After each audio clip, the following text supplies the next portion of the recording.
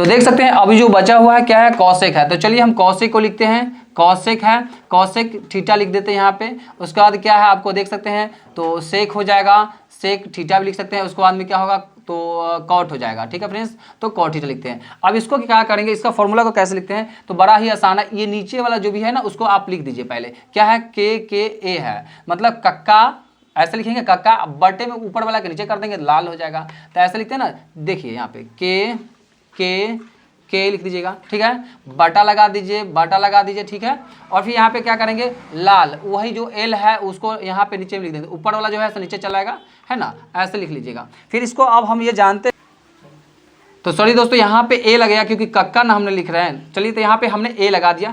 ठीक है, अब हम यहाँ पे जानते हैं कि के क्या होता है, एल क्या होता है, या ए क्या होता है। तो के को हम जानते हैं, के से कर्ण समझेंगे और एल से क्या समझेंगे, लंब समझेंगे। ठीक है दोस्तों, और उसको हम ब्रैकेट में लिख रहे हैं। और के फॉर कर्ण समझेंगे, ठीक है, और एल फॉर क्या समझेंगे, तो लंब समझेंगे। यहाँ तक तो आपने समझ ही गया। और ए फॉर क्या समझेंगे, फिर आधार समझेंगे।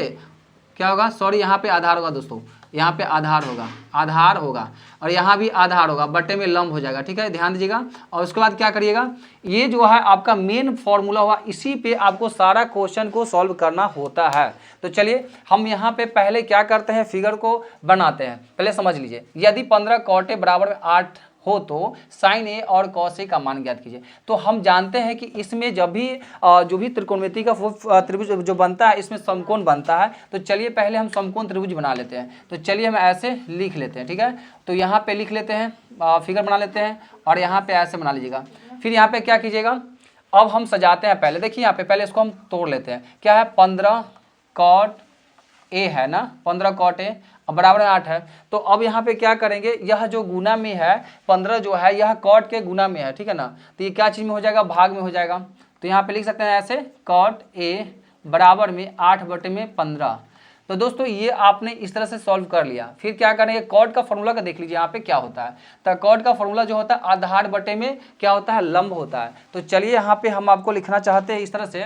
तो ये क्या हो जाएगा, आपको क्या हो जाएगा, यहाँ पे आधार बटे लंब है, तो यहाँ पे लिख देते हैं आधार, और यहाँ पे बटे में लंब है ना, लंब। तो चलिए यहाँ पे हम लंब लिख देते हैं।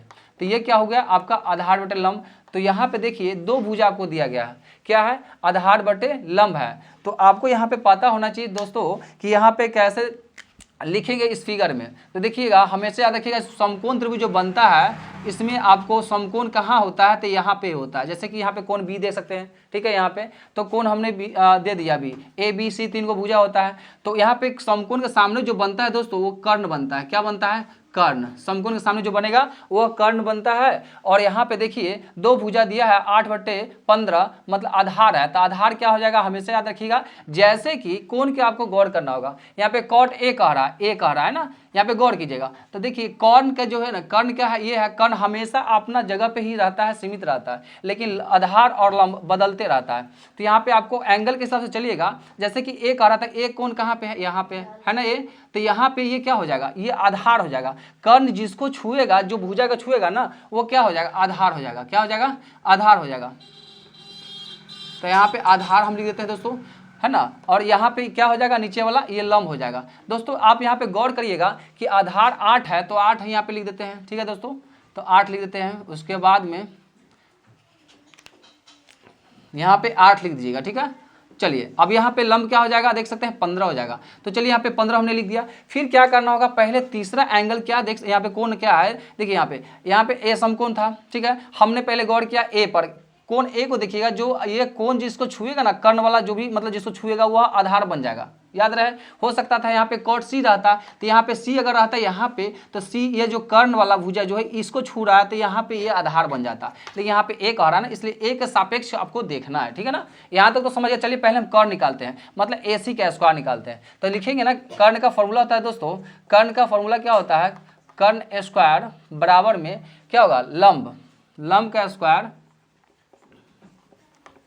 लंब का स्क्वायर बटे में आधार का, सॉरी आधार का, हाँ आधार का स्क्वायर हो जाएगा। तो यहाँ पे प्लस माइनस क्या होगा, तो चिन्ह माइनस का होगा, याद रहे। तो यहाँ पे आधार लिख देते हैं, आधार का स्क्वायर।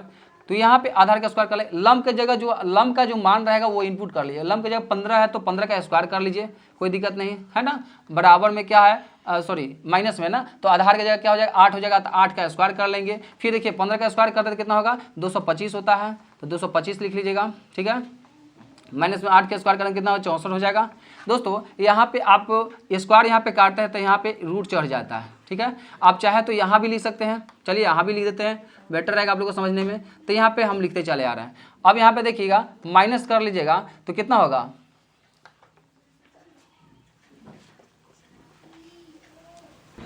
तो दोस्तों देख सकते हैं यहाँ पे आप माइनस की जगह प्लस कर लेंगे क्योंकि फॉर्मूला में प्लस है। और यहाँ पे देख सकते हैं यहाँ पे दोनों को जोड़ लीजिएगा, 225 और 64 से अगर जोड़ते हैं तो 289 होगा, 200 क्या होगा 89 होगा। और दोस्तों यहाँ पे इसका वर्गमूल कर सकते हैं, तो वर्गमूल जब इसका वर्ग निकलेगा तो 17 हो जाएगा। तो 17 ये आएगा आपका, क्या आएगा कर्ण आएगा, तो कर्ण की जगह यहाँ पे फिल कर लेंगे कितना, सॉरी 17 है ना, तो 17 लिख देंगे, फिर 17 यहाँ पे लिखा गया। अब यहाँ पे देखिएगा दोस्तों कि साइन ए कह रहा है और सेक ए कह रहा है, तो साइन ए के क्या है देख सकते हैं यहाँ पे, साइन ए की जगह आपको लिखना होगा, इस जगह लिख देते हैं साइन, मार्कर नहीं चलता है, साइन ए है ना। साइन ए की जगह क्या होता है, फॉर्मूला देख लीजिए यहाँ पे क्या फॉर्मूला होता है, लंब बटे कर्ण होता है। तो चलिए यहाँ पे हम लंब लिख देते हैं, अब बटे में कर्ण लिखते हैं, ठीक है। और यहाँ पे गौर कीजिएगा कि हमने आपको क्या बोला, जो कोण का होगा ना, कोण के सापेक्ष आपको देखना है। तो ए कह रहा है, तो ए यहाँ पे है, तो ए यहाँ है, तो ये क्या हो गया कर्ण हो गया। तो कर्ण जो वाला जो भुजा जिसको छुएगा वो आधार बन जाएगा, ठीक है। तो लंब की जगह आप क्या लिख सकते हैं दोस्तों, देख सकते हैं लंब की जगह आपका क्या हो जाएगा, ये आधार हो जाएगा, और यहाँ पे ये क्या हो जाएगा लंब हो जाएगा। तो 15 ही रह जाएगा यहाँ पे, क्या होगा कर्ण कह रहा है, तो कर्ण कितना है 17 है, तो इसका आंसर इतना रहेगा। फिर कह रहा है सेक का कह रहा है, तो चलिए सेक का देख सकते हैं, सेक के बराबर कह रहा है, क्या होता है सेक का फॉर्मूला पहले लिख लीजिए। तो सेक का फॉर्मूला होता है कर्ण बट्टे में आधार होता है, क्या होता है कर्ण बट्टे में आधार होता है। तो यहाँ पे ऐसे आप लिख लीजिएगा। तो देखिए कर्ण की जगह क्या है 17 है, तो चलिए 17 लिख देते हैं। आधार की जगह क्या हो जाएगा, तो आधार की जगह 8 हो जाएगा, क्योंकि एक के सापेक्ष अगर देखा जाए तो ये कर्ण है और इसको ये छू रहा है तो ये आधार हो जाएगा, तो यहाँ पे 8 हो जाएगा। तो इस तरह से इसका आंसर होगा।